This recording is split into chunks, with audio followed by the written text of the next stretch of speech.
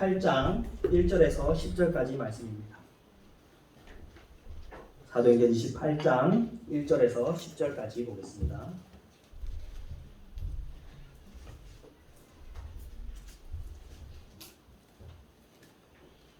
사도행전 28장 1절에서 10절까지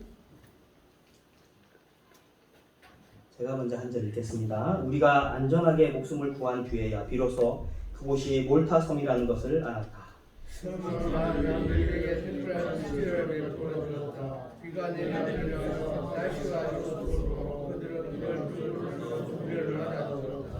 바울이 나뭇가지를 하나를 모아다가 불에 넣으니 뜨거운 기름 때문에 독사가 한 마리 튀어나와서 바울의 손에 달라붙었다.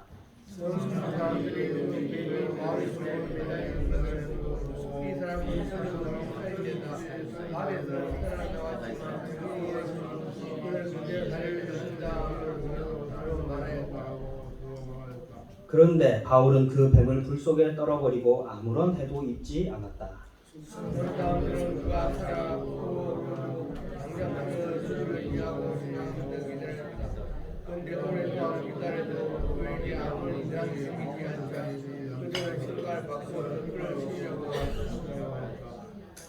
그 근처에 그 섬의 추장인 보블리오가 농장을 가지고 있었다. 그가 우리를 그리로 초대해서 사흘 동안 친절하게 대접해 주었다.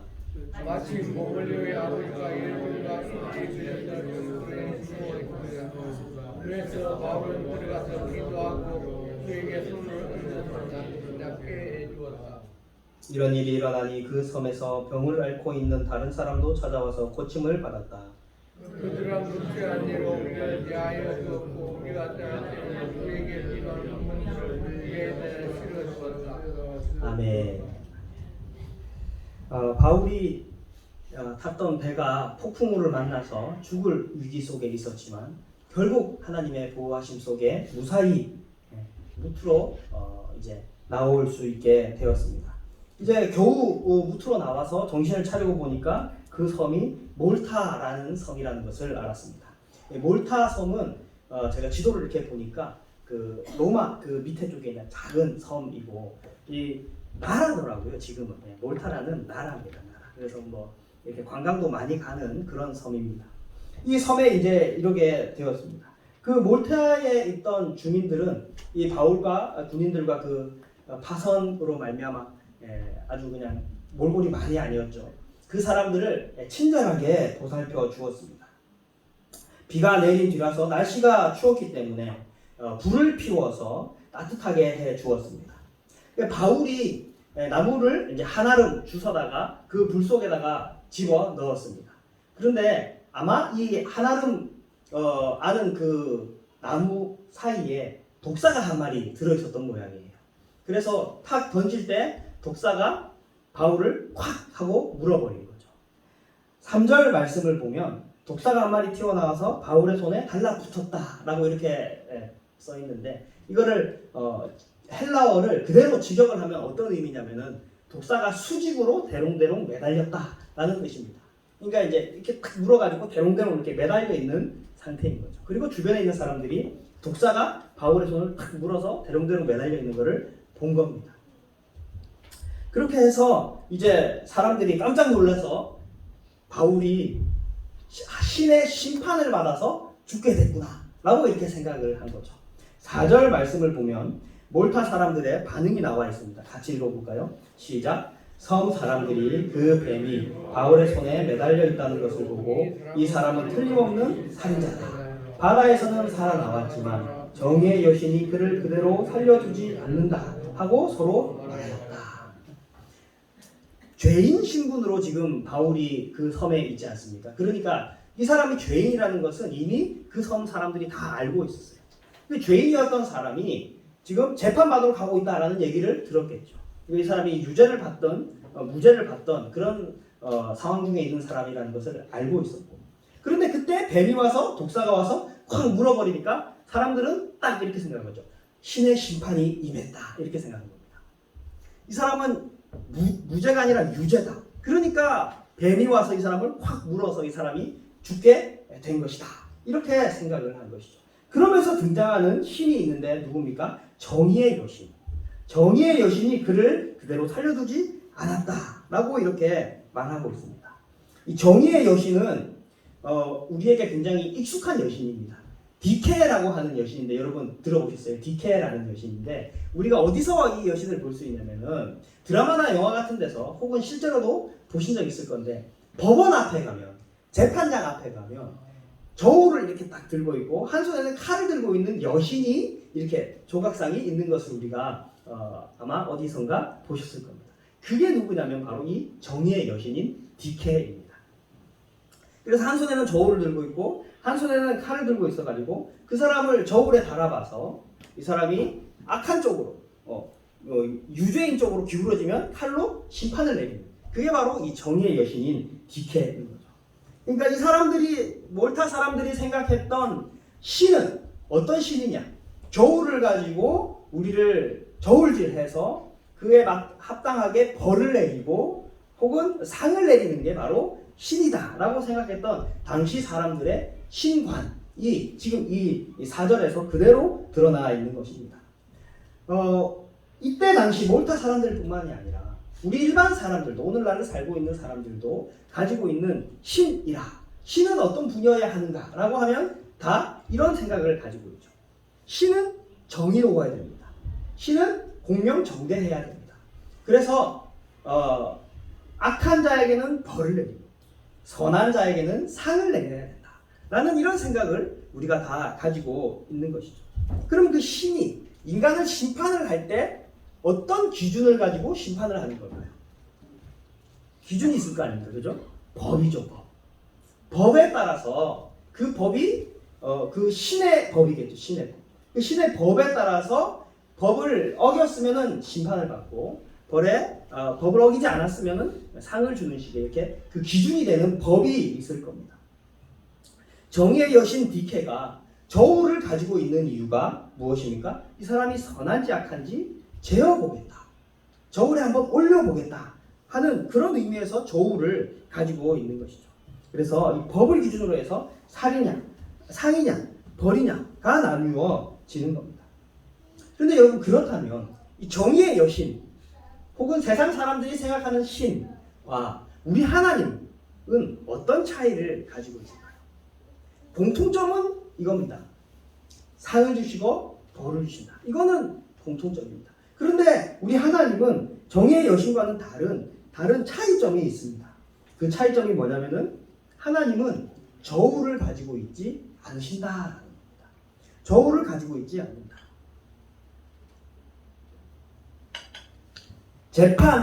판사는 사람을 저울 위에 올려서 이 사람이 유죄인지 무죄인지 판단합니다. 그런데 부모는 자녀를 저울 위에 올려놓지 않습니다. 그렇죠. 부모는 자녀를 저울 위에 올려놓지 않고 사랑하죠. 우리 하나님도 마찬가지입니다. 우리 하나님은 저울을 가지고 있지 않고 우리 인간을 품으시죠. 우리 사람을 품어주시고 사랑을 베푸시는 분이 바로 우리 하나님입니다. 하나님이 그런 저울을 가지고 있지 않다는 증거가 뭡니까? 라고 물으신다면 이렇게 대답할 수 있습니다. 하나님은 율법을 폐기하셨죠. 하나님은 구약의 법을 없애버리셨습니다. 어떻게 해요? 예수님을 보내신 거예요. 예수님을 보내셔서 예수님이 우리를 대신해서 십자가에 달려 돌아가시고 우리의 모든 죄를 짊어지고 십자가에 달려 돌아가시고 부활하심으로 우리를 의롭게 해주셨죠. 그러니까 예수님 앞에서는 저울이 아무런 의미가 없는 겁니다. 하나님이 법을 없애버린 거죠. 법의 체계 속에서 건져내어서 은혜의 체계 속으로 우리를 넣으신 거죠. 그게 바로 예수님이 십자가를 지셨다는 것의 의미인 겁니다. 예수님 앞에서는 십자가 앞에서는 저울은 법은 아무런 의미가 없는 것입니다. 하나님이 저울을 내던져 버리시고 저와 여러분들을 품으시기로 작정하신 것입니다. 이게 바로 예수님의 십자가의 사랑인 거죠. 근데 우리는 저울 위에 올라가겠구나라는 그런 두려움을 가지고 살 필요가 없는 거예요. 우리는 예수님으로 말미암아 다 의로운 존재가 되었기 때문입니다. 제가 젊었을 때 젊었을 때보다는 어렸을 때가 더 많은 편이에요. 어렸을 때 말레이시아에 잠깐 단기 선교하러 간 적이 있습니다. 말레이시아는 이 무슬림 국가였기 때문에 무슬림들을 사역으로 하는 선교사님들을 제가 굉장히 많이 만났습니다. 그래서 막 이런저런 얘기를 많이 들었는데, 여러분 무슬림들이 하루에 5번 기도하죠. 이렇게 아잔이라 그래가지고 알라 막 이런 소리가 들리면은 이제 그 메카를 향해서 하루에 5번 절하면서 기도를 합니다. 그 장면들 혹시 TV로 보셨고 실제로 보신 적 있으세요? 이 사람들이 기도할 때 하는 행동을 잘 보면 이런 장면이 있어요. 그냥 이렇게 절하고 기도하는 게 아니라 기도하기 전에 이렇게 해요. 아침에만, 제일 새벽에 일어나서 한 첫 번째 기도에만 이런 의식이 있습니다. 어떻게 하냐면은 이렇게 해요. 이거 왜 그러냐면요, 자신의 선한 일을 적는 천사는 오른쪽에, 자신의 악한 일을 적는 천사는 왼쪽에 있다고 믿습니다. 그래서 아침에 그렇게 하는 이유가 오늘 잘 부탁해, 오늘 잘 부탁해 하는 거예요. 네. 이런 기도를 하는 이유가 뭐냐면은 이슬람의 교리에서는 죽으면은 전부 다 저울 위에 올라갑니다. 그래서 내가 선한 삶이 51 그리고 악함이 49 이러면은 천국, 근데 악함이 51 선함이 49 이러면은 지옥을 간다는 거예요. 그러니까 정말 깃털 하나만큼이라도 더 선하게 살아야 천국에 갈 수 있다라고 믿고 있는 게 바로 이슬람 종교입니다. 그러니까 근데 이 선하고 악한 걸 어떻게 재느냐? 선한 거를 적는 천사와 악한 것을 적는 천사가 바로 옆에서 365일 이것을 두적 감시하면서 적는다라는 거죠. 자, 그러면 여러분, 무슬림들은, 이슬람 교리 속에서 무슬림들은 구원의 확신을 가질 수 있습니까? 없습니까? 없죠. 이 사람들은 죽을 때까지 내가 천국에 갈 건지 지옥에 갈 건지 모르고 살아요. 가봐야 아는 거예요. 그 저울 위에 올라가봐야 내가 구원을 받겠구나, 내가 구원을 받지 못하겠구나를 아는 겁니다. 그래서 아주 신실하게 살고 선하게 살죠. 여러분들 실제 무슬림들을 만나보신 적 있어요? 굉장히 젠틀합니다. 굉장히 나이스하고 정말 착하고 좋은 사람들이에요. 사람적으로 볼 때는 너무 좋은 사람들이에요. 왜 그러냐? 이런 교리가 기반하는 거죠. 이 사람들은 선하게 살아야, 끝까지 선하게 살아야 구원을 받기 때문에 이 사람들의 삶이 굉장히 친절하고 굉장히 아주 나이스한 모습을 우리가 볼 수 있습니다. 근데 이 무슬림들이 폭탄 테러 하죠. 폭탄 테러를 왜 할 수 있는 줄 아세요? 이 사람들이 폭탄 테러를 하는 건 순교하는 겁니다. 순교를 하면 그동안 지었던 모든 죄가 있더라도 순교를 해서 죽으면은 저울 위에 올라갔을 때 이제 천국 쪽으로 확 기운다. 그러니까 순교가 가장 큰 선한 일이다라는 믿음이 있기 때문에 이 사람들이 폭탄 테러도 어김없이 그냥 아무렇지도 않게 할 수 있는 겁니다. 내가 이걸로 해서 순교해서 죽으면 천국에 갈 수 있기 때문에. 그래서 하여튼 무슬림들은 이런 교리 속에서 살고 있는데, 우리 기독교는 그렇지가 않죠. 우리 기독교는 이미 구원을 얻게 된 겁니다. 예수님의 십자가의 사랑으로 말미암아. 요즘에 이은미가 이제 저랑 장난을 잘 치는데, 제가 체중계에 이렇게 올라가면 어떨 때 보면 갑자기 몸무게가 80kg, 이게 뭐야? 이거 왜 갑자기 내 몸무게 왜 이래? 이러면은 뭐 하고 있냐면 이은미가 뒤에서 저울을 같이 싹 누르고 있어. 제가 올라갈 때 뒤에서 몰래 저울을 누르는 거예요. 그러면 야! 이렇게 하면서 이제 제 몸무게를 조작하는 거죠. 만약에 하나님에게 저울이 있다면 예수님이 바로 이런 역할을 해주시는 겁니다. 내가 저울 위에 올라갔을 때, 내 삶을 내가 돌아봤을 때 천국에 갈 만한 그런 자격이 안 되는 사람인 것 같아요. 그럴 때 예수님이 와서 우리를 천국 쪽으로 지그시 눌러주시는 거죠. 예수님으로 말미암아 우리는 구원을 받는 겁니다. 내가 선한 삶을 살아서, 내가 훌륭한 인생이라서 구원을 받는 게 아니라 예수님이 우리의 죄를 다 짊어지시고 십자가를 지셨기 때문에 우리는 구원을 받게 되는 줄로 믿습니다. 우리의 구원은 사랑에 기반하는 거죠. 우리의 구원은 용서에 기반하는 거고 사랑에 기반하는 겁니다. 이 사랑, 이 용서를 누리고 살아가야 되는 게 바로 우리 그리스도인이다라는 것이죠. 이 사랑을 날마다 누리시고 살아가시는 저와 여러분들이 되시기를 주님의 이름으로 축원합니다. 바울은 독사에 물렸지만 아무런 해를 입지 않았습니다. 그래서 6절을 보면 이 사람들이 생각이 바뀌었습니다. 바울이 기적을 일으킨 거잖아요. 죽어야 되는데 죽지 않으니까 이 사람들이 생각이 바뀌어서 뭐라고 하냐면은 제가 읽겠습니다. 섬 사람들이 그가 살이 부어오르거나 당장 쓰러져 죽으려니 하고 생각하면서 기다렸다. 그런데 오랫동안 기다려도 그에게 아무런 이상이 생기지 않자 그들은 생각을 바꾸어서 그를 신이라고 하였다. 이제 바울이 신이 됩니다. 신. 와, 신이다. 독사에 물려도 죽지 않는 이 기적을 보니 이 사람은 신이다라고 생각을 합니다. 사도행전 14장에 가면은 이미 우리가 바울을 향해서 사람들이 기적을 일으키는 바울을 향해서 신이다라고 하면서 바울을 칭송하는 장면을 우리가 만날 수 있습니다. 그때 보면 바울이 어떻게 하냐면 자신의 옷을 찢으면서 나를 예배하지 마십시오.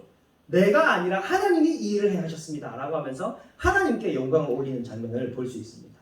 이때 당시에도 사람들이 바울을 신이다 라고 했을 때 묘사되어 있지는 않지만 아마 똑같이 바울은 반응했을 겁니다. 내 능력이 아니라 하나님이 나를 살려주신 겁니다. 라고 하면서 하나님께 영광을 돌렸을 겁니다. 7절 이후부터 등장하는 그 마을에 가서 수많은 병자들을 고치는 것도 마찬가지죠. 바울의 능력이 아니라 이 치유의 역사는 다 누구의 능력인 겁니까? 하나님의 능력인 겁니다. 바울의 뜻에 따라서 이 사람을 치유한 게 아니라 하나님의 뜻에 따라서 이 사람을 치유했다라는 사실이죠. 바울에게서 능력이 나간 게 아니라 하나님으로부터 나간 능력이다. 모든 기적들은, 이 모든 놀라운 능력들은 하나님의 뜻에 달려 있는 것입니다. 그러면 오늘 바울이 이 독사에 물린 이야기, 바울이 독사에 물린 이야기가 등장한 이유는 뭘까요? 바울이 독사에게 물렸는데 아무런 문제가 없었다는 것은 바울이 예수를 전하는 자가 된 이후에, 선교사가 된 이후의 삶의 모습을 단편적으로 보여주는 사건입니다. 독사에 물렸는데 살아남죠. 폭풍우를 만났는데 살아남죠. 다 뭐를 말하는 걸까요? 하나님의 보호하심 속에 있다라는 것을 보여주는 것입니다. 하나님은 바울을 보호해 주시고 인도해 주셨습니다. 뱀에 물렸는데 바울이 멀쩡했다라는 것은 바울이 능력 있는 사람이다 라는 것을 보여주는 게 아니라 하나님이 바울을 보호해 주셨다라는 것을 보여주는 사건인 겁니다. 바울의 능력을 보여주는 장면이 아니라 하나님의 보호하심을 보여주는 장면이다. 이 두 가지가 얼마나 큰 차이가 있는지 여러분들 아시겠습니까? 전혀 다른 관점인 겁니다. 바울이 능력이 있어서가 아니라 하나님이 보호해 주신 것입니다. 그 말은 뭐냐? 내가 능력이 없고 내가 부족하고 연약한 사람이라 할지라도 하나님이 나와 함께 하시면 우리도 바울과 같은 기적의 주인공이 될 수 있다라는 겁니다. 능력이 하나님에게서 나오기 때문입니다. 우리는 연약해도 하나님이 함께 하시면 우리는 능력 있는 자가 될 줄로 믿습니다. 우리 고린도후서 한번 가볼까요? 고린도후서 4장 7절 한번 가봅시다. 우리 뒤로 조금 넘어가셔서 고린도후서 4장 7절이에요.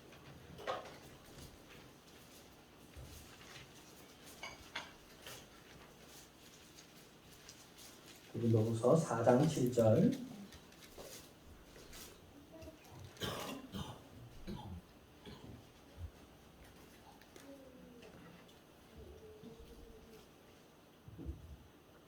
고린도후서 4장 7절 우리 한 목소리로 같이 읽겠습니다. 시작. 우리는 이 보물을 질그릇에 간직하고 있습니다. 이 엄청난 능력은 하나님에게서 나는 것이지 우리에게서 나는 것이 아닙니다.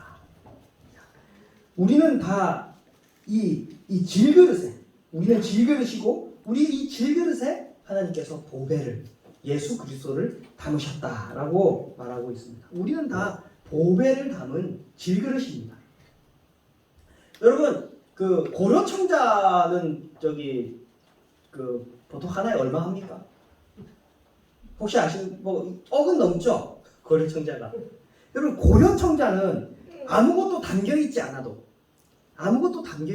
가치가 있습니다. 그렇죠? 근데 질그릇은 뭐가 담겨 있느냐에 따라서 그 가치가 결정이 돼요. 아무것도 안 담겨 있는 질그릇은 정말 아무짝에도 쓸모가 없는 게 바로 질그릇이죠. 여러분, 고려 청자에 그 물이나 뭐 이렇게 물건 같은 거를 담는 걸 혹시 본 적 있으세요? 안 담죠. 왜요? 혹시나 조금이라도 스크래치가 나면 큰일 나니까. 고려 청자에는 아무것도 담지 않습니다. 근데 그냥 일반 그릇에는, 질그릇에는 우리가 부담 없이 아무거나 담죠. 담을 수가 있습니다. 근데 사람들이 질그릇에는 아무거나 담긴 하지만 보배로운 건 담진 않습니다. 그렇죠? 보배로운 걸 질그릇에 담진 않습니다. 여러분, 명품은 포장부터가 다르대요. 포장부터가. 저 몰랐는데 이렇게 당근 이렇게 중고 거래할 때 보면은 명품 박스를 팔더라고요. 내용물을 파는 게 아니라 명품 박스를 팔더라고요. 박스를. 이게 이제 박스 자체가 이제 가치가 있는 거죠. 그러니까 보배로운 것은 그것을 담는 포장지도, 그 그릇도 다른 겁니다. 그래서 막 명품을 검은색 비닐봉다리에 담지는 않죠. 그런 점에서 하나님과 우리 인간의 차이가 있습니다. 하나님은 보배로운 것을 질그릇에 담습니다. 그 질그릇이 바로 저와 여러분이다라는 것이죠. 우리는 하나님의 보배로운 질그릇입니다. 우리가 좀 깨어지고 지저분하고 더럽다 할지라도 우리는 그 예수 그리스도라는 보배를 담은 질그릇이고, 그 보배를 담은 질그릇이기 때문에 하나님 앞에 존귀한 그릇이, 존귀한 존재가 되는 것입니다. 사랑하는 신동교회 성도 여러분, 고려 청자 하시렵니까? 질그릇 하시렵니까? 고려 청자 하시렵니까? 지금 우리가 예수님을 담은 질그릇이 되어야 될 줄로 믿습니다. 근데 분명한 것은 예수님을 담은 고려 청자는 없습니다. 목사님, 저는 예수님을 담은 고려 청자가 되겠습니다. 예수님이 거기에 안 담기신다니까요. 예수님은 고려 청자에 담기지 않습니다. 질그릇에 담깁니다. 자신의 연약함과 죄를 인정하고 자신의 부나 능력이나 권세가 다 부질없다는 것을 인정하고 겸손하게 하나님 앞에 엎드리는 그 질그릇, 겸손한 자에게만 예수님께서 임하시고 하나님께서 그 보배를 그 질그릇에 담아 주시는 것입니다. 우리는 예수님 다음은 고려 청자가 되고 싶죠. 그러나 우리는 질그릇으로 남아야 됩니다. 질그릇으로 계속해서 남아 있어야 되는 것입니다. 바울은 능력의 사도가 아니라 보호받는 사도였습니다. 바울은 능력의 사도가 아니라 쓰임받는 사도였습니다. 위대한 사도란 누구냐? 위대한 인물은 무엇이냐? 능력 있는 사도가 아니라, 능력 있는 사람이 아니라 하나님으로부터 보호받고 쓰임받는 사람이 위대한 사람인 것입니다. 바라옵기는 신동의 모든 성도님들이 보호받는 성도, 쓰임받는 성도들이 되시기를 주님의 이름으로 축원합니다. 기도합시다. 하나님 아버지, 은혜와 사랑을 감사합니다. 하나님, 우리가 주님의 보배로운 그 보배를 담은 질그릇이 되게 하여 주시옵소서. 우리가 보배를 담음으로 말미암아 주님 앞에 존귀한 자가 될 수 있을 줄로 믿습니다. 주님 앞에 겸손하게 무릎 꿇고 나아가는 우리 모두 될 수 있도록 인도하여 주시옵소서. 감사드리며 예수님 이름으로 기도했습니다. 우리 함께 일어나셔서 찬송가 384장